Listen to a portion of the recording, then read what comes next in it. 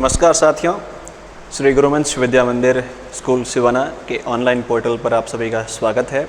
मैं मोरध्वज सिंह आज आप सबके सामने हाजिर हुआ हूँ देश के वर्तमान से संबंधित एक ज्वलंत मुद्दे को लेकर, जिसका नाम है कश्मीर मुद्दा। आप लोगों ने शुरुआत से ही ये बातें सुनी होगी, कश्मीर में ये हो रहा है, वो हो रहा है, आतंकवादी घटनाएं हो रही है। आखिर क्यों ऐसा हो रहा है?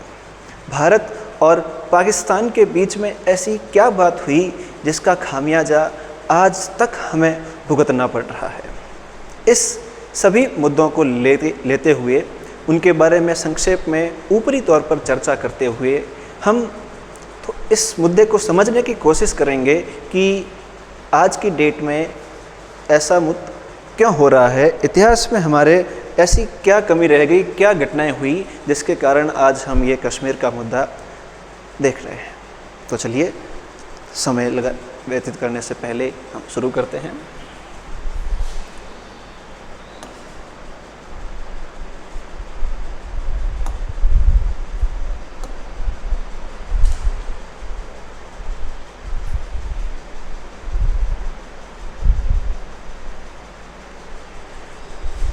ये हमारा प्यारा भारत।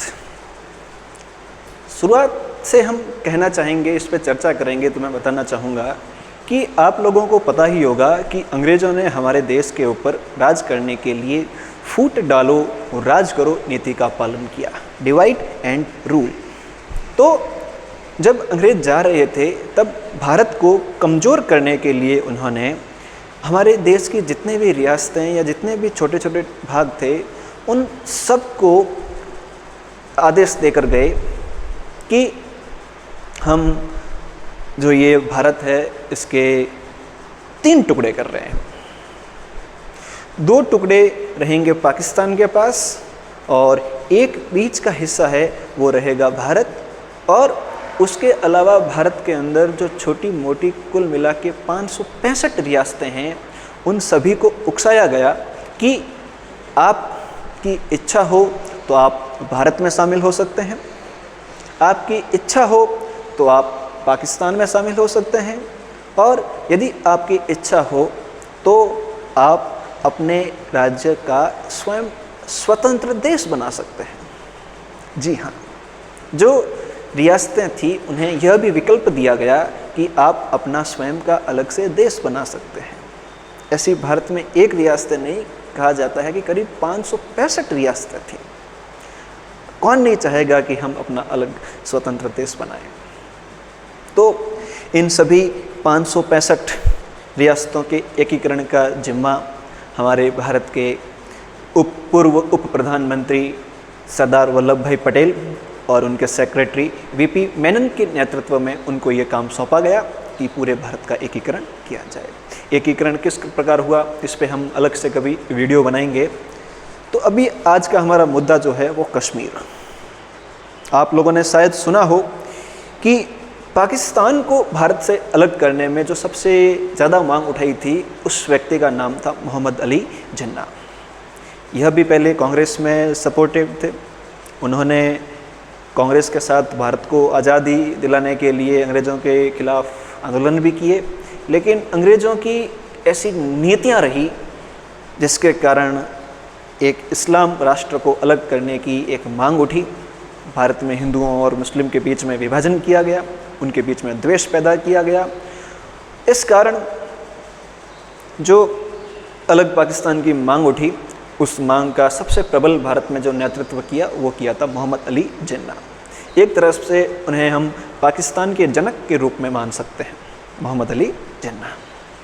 तो कुछ मैं आपको स्थितियां बता दूं, कैसी स्थितियां थी जब हमारा भारत देश आज़ाद हुआ। ये हमारा भारत देश है। वर्तमान में यहाँ पर हमारे एक देश पड़ता है बांग्लादेश, और ये वाला जो भाग है ये जो है ये पाकिस्तान का भाग पड़ता है। तो जो पाकिस्तान के 2 भाग थे, 2 टुकड़े थे, एक तो वर्तमान का पाकिस्तान और दूसरा ये वर्तमान में जो बांग्लादेश है, यह भी पहले पाकिस्तान का भाग हुआ करता था। इसका नाम हुआ करता था पश्चिमी पाकिस्तान और इसका नाम हुआ करता था पूर्वी पाकिस्तान। मोहम्मद अली जिन्ना का खूब सपना था कि हम दूसरी और रियासतों को भी अपने साथ लें। उसमें हमारी जोधपुर रियासत का भी नाम आता है कि उन्होंने भी पाकिस्तान में शामिल होने की रुचि दिखाई थी, लेकिन अंततः हम भारत में शामिल हो गए। तो ऐसी हैदराबाद, जूनागढ़ और कश्मीर ये रियासतें थी जो भारत की आज़ादी मिलने के बाद भी भारत में शामिल नहीं हुई थी। जूनागढ़ और हैदराबाद जो है, जूनागढ़ गुजरात में पड़ता है और ये जो हैदराबाद यहाँ पे हम देखते हैं इस एरिया में पड़ता है, ये एक रियासत थी। इन्होंने पाकिस्तान के साथ मिलने की इच्छा जताई, लेकिन हमारे भारत सरकार ने मिलिट्री ऑपरेशन के द्वारा इन दोनों रियासतों को हमारे अंदर, भारत के अंदर शामिल कर दिया। और जूनागढ़ के अंदर तो जनमत भी करवाया गया, वोटिंग भी करवाई गई और जिससे ये हमारे साथ हो गए। कई वाद विवाद रहते हैं कि साहब जूनागढ़ में वोटिंग करवाई गई कि भारत में रहना है या पाकिस्तान में, तो वो हैदराबाद में क्यों नहीं करवाई गई। कई ऐसे अतीत के प्रश्न हैं जो उठे, लेकिन आज हम कह सकते हैं कि ये जूनागढ़ और हैदराबाद बिंदास रूप से हमारे भारत का भाग हैं और यहाँ पर किसी प्रकार की कोई आंतरिक समस्याएं नहीं हैं। जो मुद्दा है आज का हमारा, वो मुख्य रूप से केंद्रित रहेगा कश्मीर के ऊपर। ये जो हम नक्शे में देखते आ रहे हैं कब से, ये कश्मीर भाग है, हमारा भारत का भाग है, अभिन्न भाग है। और जो ये पाकिस्तान था 1947 में, इनकी भी खूब इच्छा थी कि कश्मीर को हमारे यहाँ पे शामिल किया जाए। हमारे देश के पहले प्रधानमंत्री श्री पंडित जवाहरलाल नेहरू, वो खुद भी जम्मू कश्मीर से बिलोंग करते थे मूल रूप से, तो उनकी भी हार्दिक इच्छा थी कि ये जो कश्मीर है ये हमारे भारत में शामिल हो जाए। तो पाकिस्तान ने भी कोशिश की, भारत ने भी कोशिश की, लेकिन जम्मू कश्मीर के उस समय के महाराजा हुआ करते थे महाराजा हरि सिंह।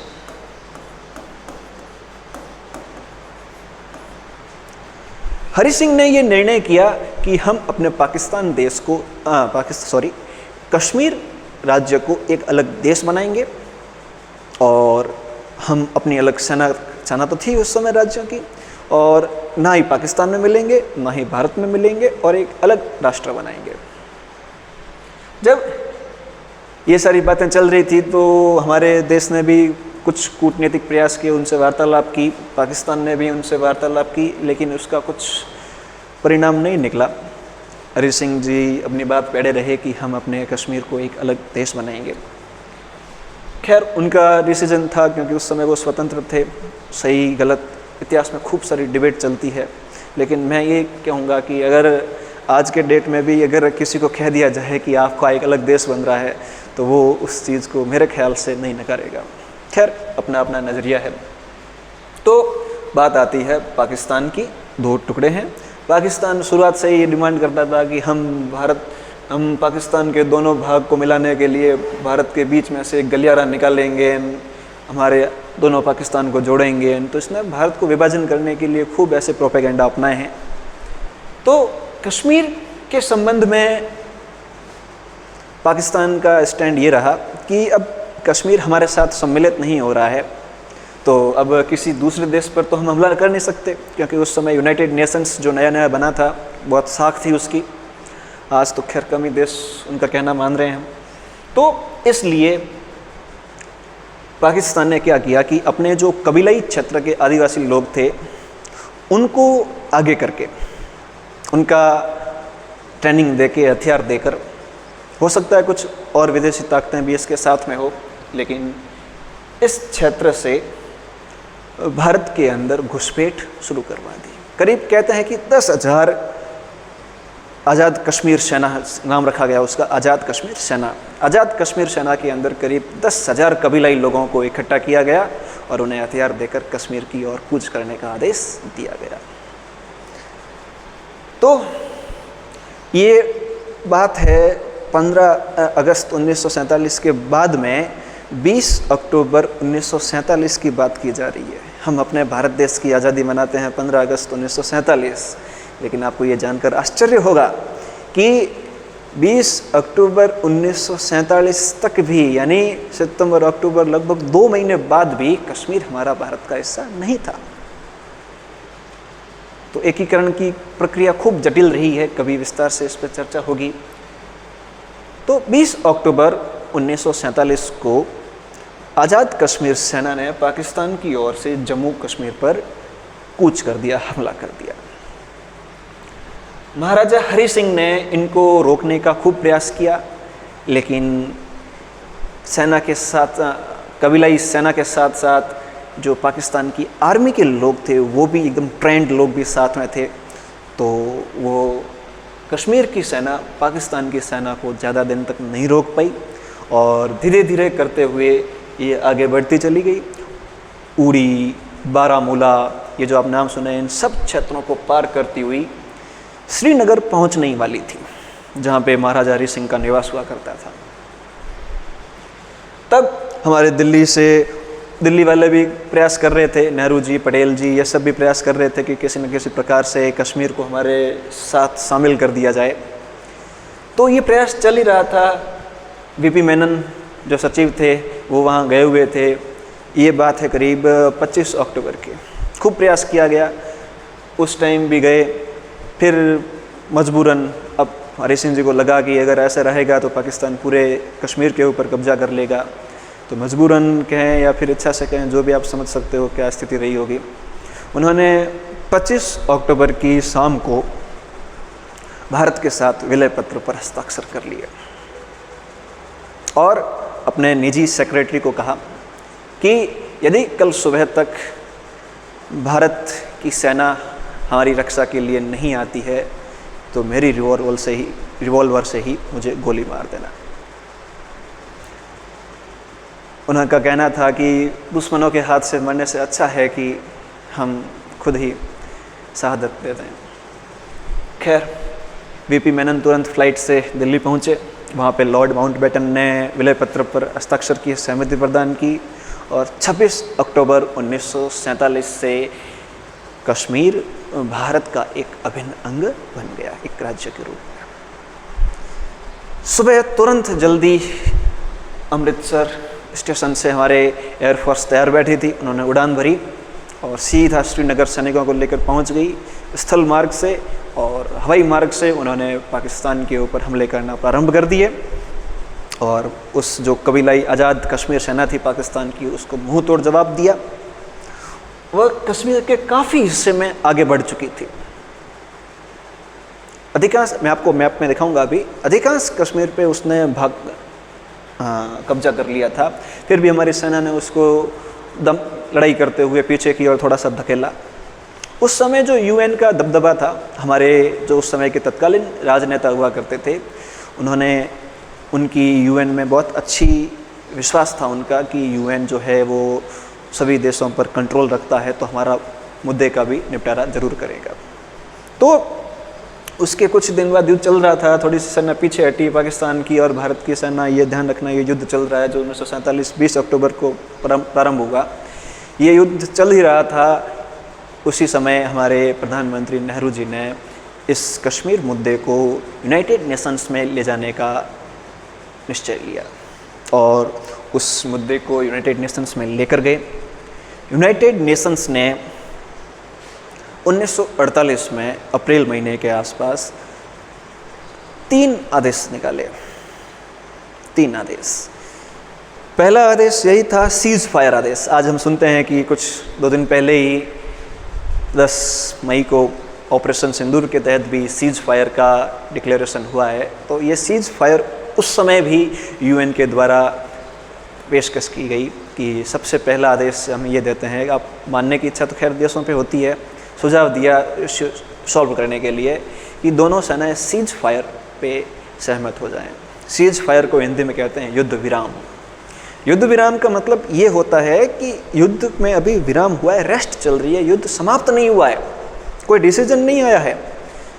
तो आगे जो भी फैसला होगा वो लिया जाएगा, लेकिन तत्काल समय पर उस युद्ध को विराम दिया जाए। जहाँ पे सेना खड़ी है उसी जगह फायरिंग बंद कर दी जाए। ये स्थिति होती है सीज फायर की। और सीज फायर के बाद दूसरी कंडीशन यूएन ने, यूनाइटेड नेशंस ने ये रखी कि दोनों ही देश वर्तमान में जिस जगह पर रुके हुए हैं उस स्थान को LOC माने। LOC मतलब लाइन ऑफ कंट्रोल, और वर्तमान स्थान से करीब 100-200 मीटर कुछ दूरी बताई कि इतना पीछे हट जाए। और तीसरा इशू ये बताया कि जब दोनों सेनाएं पीछे हट जाए उसके बाद में कश्मीर में जनमत संग्रह करवाया जाए, वोटिंग करवाई जाए कि कश्मीर के लोग किस देश के साथ रहना चाहते हैं। कश्मीर की जनता डिसाइड करेगी कि वो भारत में रहेगी या पाकिस्तान में रहेगी। तो 1948 में पहला जो निर्णय था सीज फायर का, वो तो दोनों देश ने मान लिया उस समय, लेकिन जो दूसरा निर्णय था, आदेश कह सकते हैं, सुझाव कह सकते हैं, उसको मानने से कहीं न कहीं पाकिस्तान वाले आरोप लगाते हैं भारत पर, भारत वाले आरोप लगाते हैं पाकिस्तान पर कि इसको हम पीछे नहीं हटेंगे, कि हम पीछे हट जाएं, क्या पता सामने वाली सेना आगे बढ़ जाए। तो कहीं न कहीं ये दोनों देशों के बीच में थोड़ा मिसअंडरस्टैंडिंग या फिर भरोसा नहीं है कि दूसरे पर यह स्थिति कह सकते हैं। तो उसके बाद दूसरा स्टेप भी नहीं हुआ, तीसरा स्टेप भी नहीं हुआ, तो दोनों आर्मीज़ को जहाँ पे सीज फायर के लिए कहा गया था, कश्मीर में आज की डेट में भी उसी के आसपास सेनाएं हैं। मैं आपको मैप में दिखाता हूँ अभी कि जिस तरह से ये आप देख रहे हैं कि ये हमारे कश्मीर का मैप है, ये पाकिस्तान की आर्मी है जो वो बहुत आगे की ओर बढ़ चुकी थी। तो 1948 में पाकिस्तान की सेना इस जगह पर पहुंच चुकी थी। ये जो हम भाग देखते हैं ये हमारे भारत का ही है, लेकिन वर्तमान में इस हरे क्षेत्र पर पाकिस्तान का कब्जा है। ठीक है, और वर्तमान में जो हमारी आर्मी खड़ी है वो इसी लाइन के पास खड़ी है, कारगिल के पास, आप देख सकते हो। और ये तो हमारा बॉर्डर है जो हम मानते हैं कि यहाँ तक हमारी सीमा है। और ये जो अंदर वाली जो आप लाइन देख रहे हो जहाँ पर हमारा कब्जा है वास्तव में, इस लाइन को कहा जाता है लाइन ऑफ कंट्रोल, LOC। जिस लाइन पे हमारा कंट्रोल है, हमारा नियंत्रण है, हिंदी में कहते हैं नियंत्रण रेखा। तो वर्तमान में हमारा कब्जा वर्तमान में इतने क्षेत्र पर ही है। तो ये वाला जो हरा भाग है इसे कहते हैं POK, पाक ऑक्यूपाइड कश्मीर, पाक अधिकृत कश्मीर, यानी ये कश्मीर हमारा है और इस कश्मीर के ऊपर वर्तमान में पाकिस्तान ने कब्जा कर रखा है, इसलिए हम इसको POK मानते हैं और हम पाकिस्तान को अलग देश मानते हैं। यहाँ से अभी जो फायरिंग सेना ने की है, हमले किए हैं, दोनों तरफ से हुए हैं, तो ऑफिशियल जो बयान होगा सेना का आपने सुना होगा कि हमने POK और कश्मीर के अंदर गोलाबारी की, वो फायरिंग की। तो ये हमारा भाग है और वर्तमान में पाकिस्तान ने इस पर कब्जा कर रखा है। आगे क्या निर्णय आता है वो देखने की बात है। और ये जो लाइन है जिस पे हमारा नियंत्रण है इसे कहते हैं नियंत्रण रेखा, इंग्लिश में बोलते हैं LOC, लाइन ऑफ कंट्रोल। आप दूसरी तरफ भी यहाँ पे देख रहे होंगे 1962 में जब भारत और चीन का युद्ध हुआ, चीन ने विश्वासघात किया, तब चीन ने भी मौके का फ़ायदा उठाया और कश्मीर के एक बड़े क्षेत्र पे अपना कब्जा कर लिया, जिसे अक्साई चीन या फिर COK, चीन ऑक्यूपाइड कश्मीर कहा जाता है, या फिर इसको अक्साई चीन क्षेत्र का नाम भी दिया गया है। ठीक है, आप यहाँ पे देख पा रहे हो territory ceded by Pakistan to China in 1963। ये जो भाग है इसका कुछ भाग जो चीन ने, पाकिस्तान ने कब्जे में कर रखा था, कुछ भाग चीन को दे दिया 1963 में। इसी कारण जो है वो चीन और पाकिस्तान की बहुत अच्छी गहरी मित्रता है। बीच में और भी कई सारे घटनाक्रम हुए। 1965 में भी भारत पाकिस्तान का युद्ध हुआ, भारत विजय की स्थिति में थी। युद्ध का विस्तार हम बाद में कभी और ढूंढेंगे, लेकिन उस समय हमारे प्रधानमंत्री श्री अटल बिहारी वाजपेयी, अटल बिहारी जी नहीं, लाल बहादुर शास्त्री जी थे, फिर समझौते के लिए गए और वहाँ पे उनका आकस्मिक देहांत हो गया, जो भी बात थी। तो 1965 के युद्ध में भी विजय की स्थिति में होते हुए भी इस कश्मीर के मुद्दे को नहीं कर पाए। फिर बारी आती है 1971 की। वर्तमान में आपने देखा होगा कि जब सीज फायर लागू हुआ तो कई लोग इंदिरा गांधी को याद थे। इसका कारण है 1971 में, अब मैंने जो ये दो भाग बताए थे आपको, एक पूर्वी पाकिस्तान और एक पश्चिमी पाकिस्तान, एक तो ये वाला पाकिस्तान और एक ये पूर्वी पाकिस्तान जो वर्तमान में बांग्लादेश है। 1971 में, उससे पहले की बात कर सकते हैं, घटनाक्रम ऐसे हुए कि पाकिस्तान के अंदर पहली बार चुनाव हुए। जो चुनाव हमारे भारत देश के अंदर 1952 में हो गए थे पहले चुनाव, पाकिस्तान को चुनाव करवाने में इतना लंबा समय लग गया, तो 1971 के समय में उन्होंने पहले चुनाव करवाए। जब पहले चुनाव करवाए गए तो जैसा कि आप सबको पता ही है कि पाकिस्तान के जो मुख्य लीडर्स हैं, जो नेता लोग हैं, वो पश्चिमी पाकिस्तान में रहा करते थे और वो कहीं न कहीं जो ये दूसरा वाला पाकिस्तान है, जो बंगाल वाला एरिया है, इनसे नफरत करते थे। इसका कारण ये है कि पाकिस्तान के यहाँ पे जो नेता लोग थे वो उर्दू बोला करते थे और इस क्षेत्र में जो मुस्लिम रहा करते थे वो बंगाली भाषा बोला करते थे। तो उर्दू बोलने वाले मुस्लिम समुदाय के जो यहाँ पे लीडर्स थे वो इनको अपने से थोड़ा नीचा मानते थे, इनके साथ रहना भी पसंद नहीं किया करते थे, केवल इन पे राज करना चाहते थे। लेकिन 1971-72 के दौरान जब पहले आम चुनाव हुए प्रधानमंत्री बनने के लिए, तो जो रिजल्ट इन सब के सामने आए, पूर्वी पाकिस्तान का एक नेता जिसका नाम है मुजीब उर रहमान, मेरे ख्याल से भी उसका नाम है, पूर्वी पाकिस्तान के नेता ने वो चुनाव जीत लिया और प्रधानमंत्री पद के योग्य हो गया।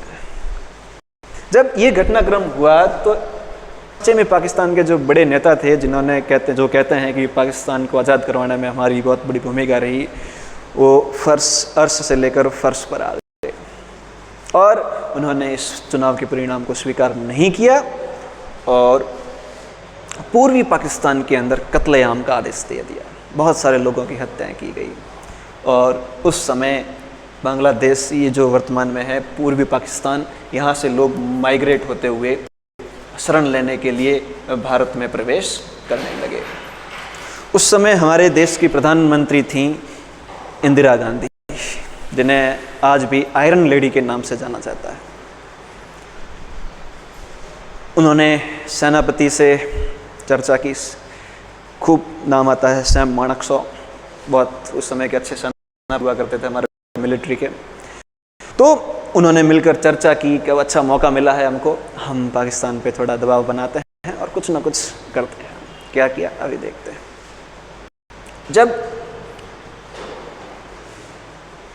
भारत ने क्या किया कि जो शरणार्थी भारत में आए थे उन्हीं को वापस ट्रेनिंग देके, हथियार पकड़ा के, गुरिल्ला ट्रेनिंग देकर उनको वापस पूर्वी पाकिस्तान में भेज दिया और उन्हें आत्मनिर्भर बनाया कि जो आपकी लड़ाई है वे आप खुद लड़ेंगे, हम इसमें इंटरफेयर नहीं करना चाहेंगे।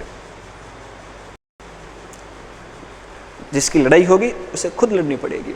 तो इन सबको थोड़ी ट्रेनिंग देके, कुछ सहायता देकर इनको वापस भेज दिया गया और वहाँ पे इन गुरिल्ला जो ट्रेनिंग लिए हुए व्यक्ति थे, इनमें और पाकिस्तान की जो आर्मी थी, इनके बीच में खूब भयंकर संघर्ष हुआ। पाकिस्तान को ये बात ही नहीं लगी कि भारत ने इन लोगों को ट्रेनिंग दी है, इनको उकसाया है, ऐसा पाकिस्तान का मानना था।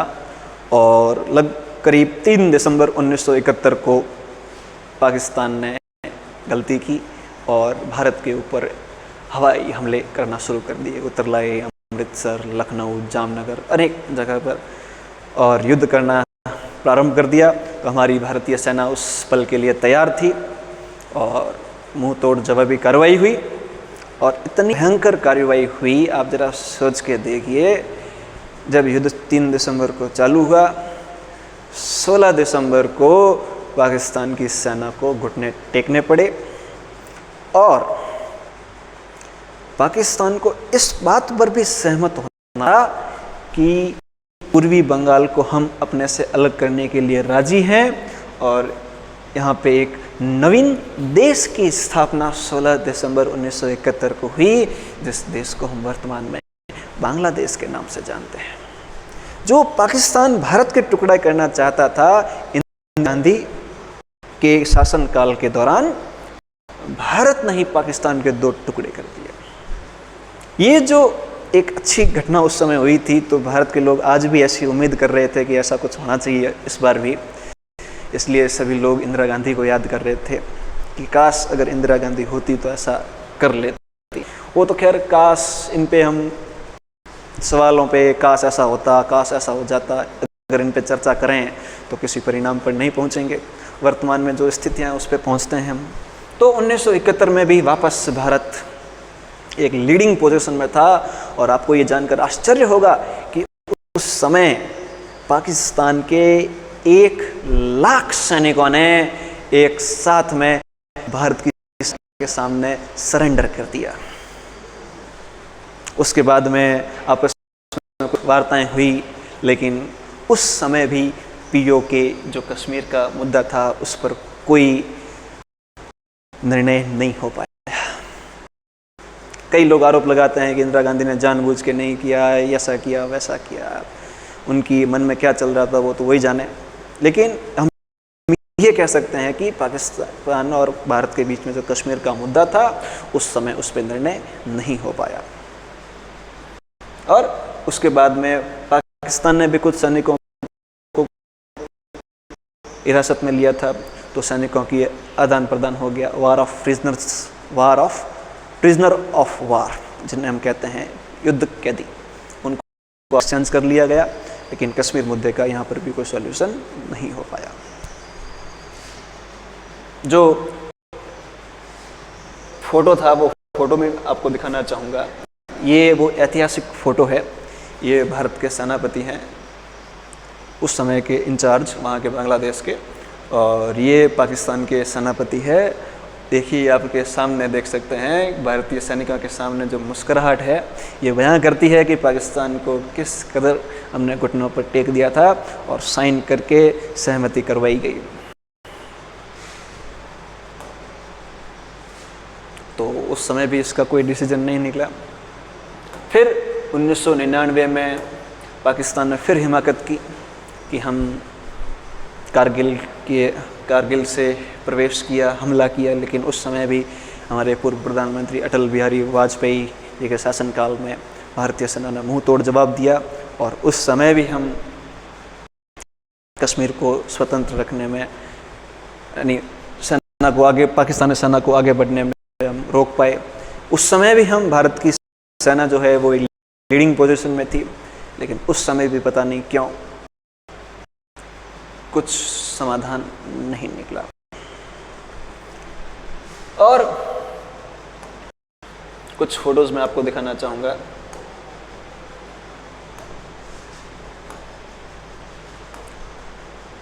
जब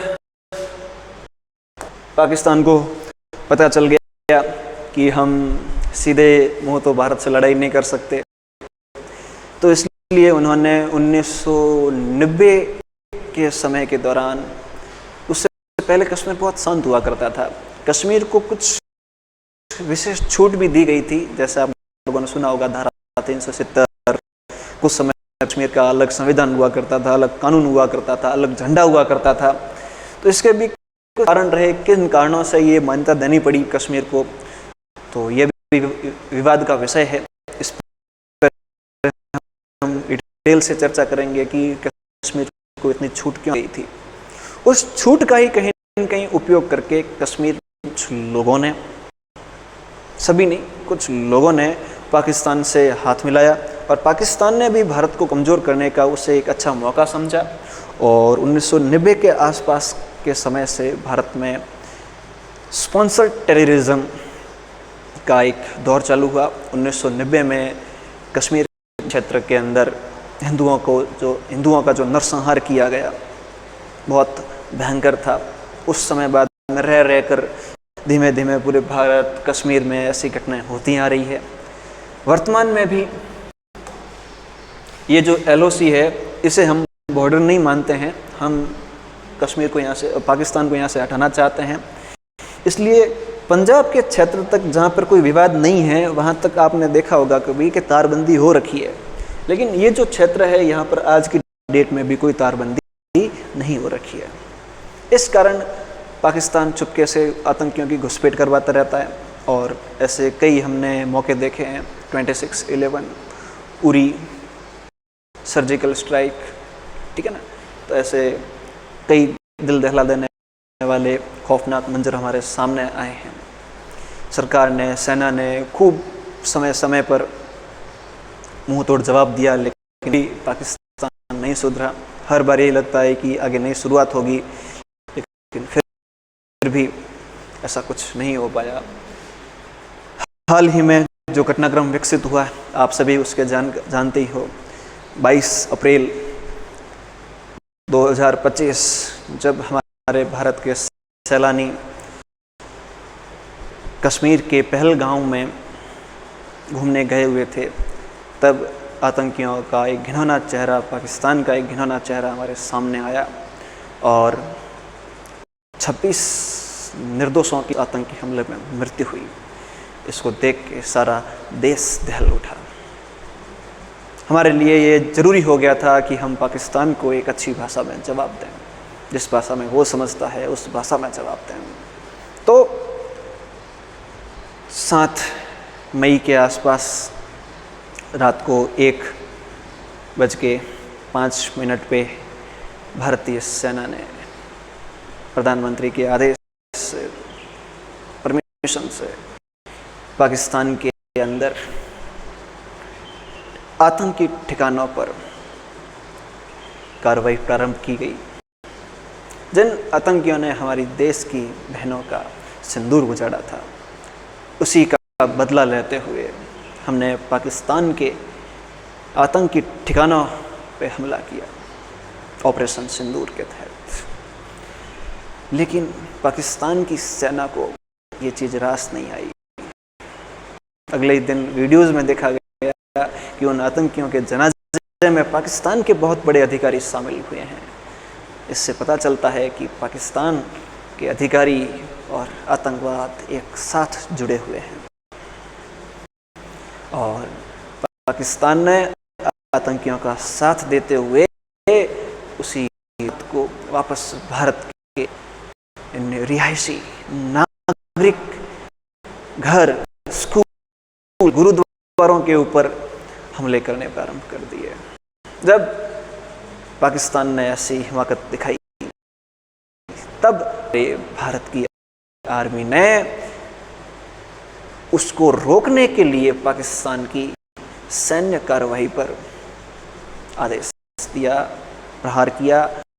पाकिस्तान जो मिलिट्री एरियाज थे उन पे हमले किए ताकि पाकिस्तान वापस ऐसा कर पाए। ये बात चल ही रही, युद्ध चल रहा, कहीं और बढ़ ना जाए। पाकिस्तान की ओर से रिक्वेस्ट की गई कि सर अब ज़्यादा हो रहा है, हम इन चीज़ों को सहन नहीं कर पाएंगे। ऐसा कहना है हमारी आर्मीज़ का, हमारे देश का। तो उनके बीच में एक सीज़ फायर लागू हुआ। तो सीज़ फायर से आप परिचित हैं, जो 10 मई को शाम 5 बजे से सीज़ फायर लागू हुआ। उसका मतलब है कि अब युद्ध चल रहा है, शुरू हो गया था, उस युद्ध में अब कहीं न कहीं हम विराम ले रहे हैं, रेस्ट कर रहे हैं। बातचीत, क्या पता बातचीत से ये समाधान निकल जाए। आपको ये जानना पड़ेगा, हम बुद्ध के हैं, युद्ध के नहीं। ये देश बुद्ध का है, जिन्होंने पूरे देश विश्व में शांति का मार्ग बताया। तो हम युद्ध नहीं चाहते, इसलिए हमने उस पहल को स्वीकार किया कि चलो आप शांति से बात करना चाहते हैं तो हम भी उसके लिए तैयार हैं। लेकिन फिर भी कई लोग इसको गलत समझते हैं कि भारत ने किसी के दबाव में आकर, अमेरिका की धमकियों में आकर ये चीज़ें कही। नहीं, भारत शुरुआत से ही शांति का था, आज भी है। यदि पाकिस्तान शांतिपूर्वक इन सभी मुद्दों पर बात करना चाहता है तो हम आज भी तैयार हैं और वार्तालाप चल रही है। इसका क्या डिसीजन आता है, पाकिस्तान वार्तालाप के द्वारा हमारी शर्तें जो है, कह रहे हैं कि सुनने में आया है कि हमारी भारत की जो आर्मी है वो POK पे बात करना चाहेगी और यदि सब कुछ सफल रहा तो हो सकता है कि हमें इस बार अच्छे परिणाम देखने को मिले। हम यही चाहेंगे कि ऐसा देखने को मिले और पीओके वापस पीओके पे भारत का कब्जा हो जाए। पीओके भारत का अभिन्न अंग था, है और रहेगा। सीओके भी देखते हैं आगे सरकार उस पर क्या स्टैंड लेती है, लेकिन ये जो मुद्दा था आप सभी इसको समझ चुके हैं, इसलिए आप सभी को धन्यवाद। फिर और मिलेंगे आगे अगले सेशन में। Thank you.